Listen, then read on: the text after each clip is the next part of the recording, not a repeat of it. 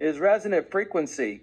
If we can find the resonant frequency that shatters the spike protein, like the opera singer that shatters the wine glass, you get the resonant frequency of the spike protein, it'll shatter it in the body. So what we need to find, somebody somewhere, if they have a resonant frequency machine, that you can bombard a patient with the resonant frequencies. Over time, you have to go, like you would start at frequency 99 and go to frequency 100, 101, 102, and test all the different frequencies. And eventually, if you test it enough, you're going to find the frequency that shatters the spike protein.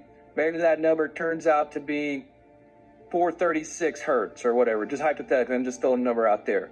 And then you would take the spike protein injured patient, you would bombard their body with the 436 frequency for a half hour or whatever length of time you thought was long enough to shatter the spike proteins, and then recheck their level, a week later and see if it got it down or not. And more likely than not, I think that's probably going to be the best treatment, whoever can figure out that aspect of it. But we need the machine that bombards the patient, that where you can adjust the frequency to do the science, to find what is the magic frequency that ruptures the spike protein.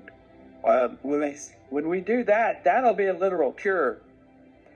Well, yeah, no, it's a really good point. And I think that it's possible that some of those frequencies, that you would actually consume them and put them in your body. Sure. I'm thinking more like sound waves, like an ultrasound, physical bombardment with the the ultrasound waves, and just finding that magic frequency that breaks that spike protein up. Certainly, I know what you're talking about, things, whether you eat them. That's getting into some quantum physics stuff, which is a little different than what I'm talking about. But exactly.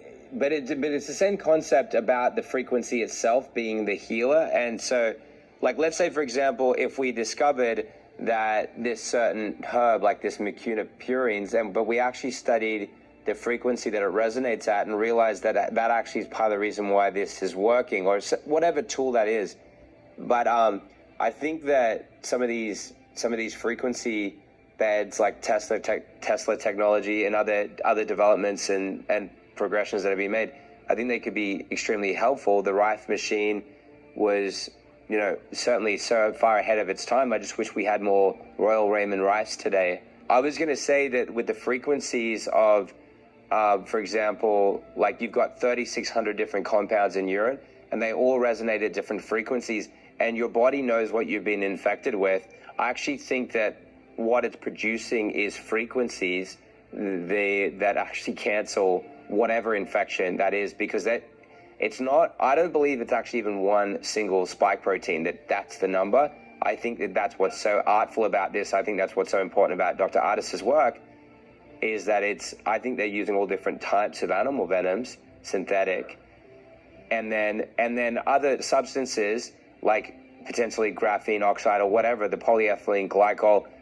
But whatever those things are, those toxins, our body produces the antibodies to it through the urine, and the antidote through the urine. But I believe that I've done some research on it. It's through the frequencies that's its mechanism.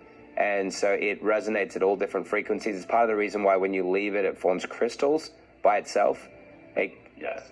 So, I mean, that is fascinating. I really do think we have it. And it's just surreal for us to think that it's going to come out of our own bodies. But it's natural for us to think, I wish some guy would discover this in a lab and show us the way. But it doesn't make sense?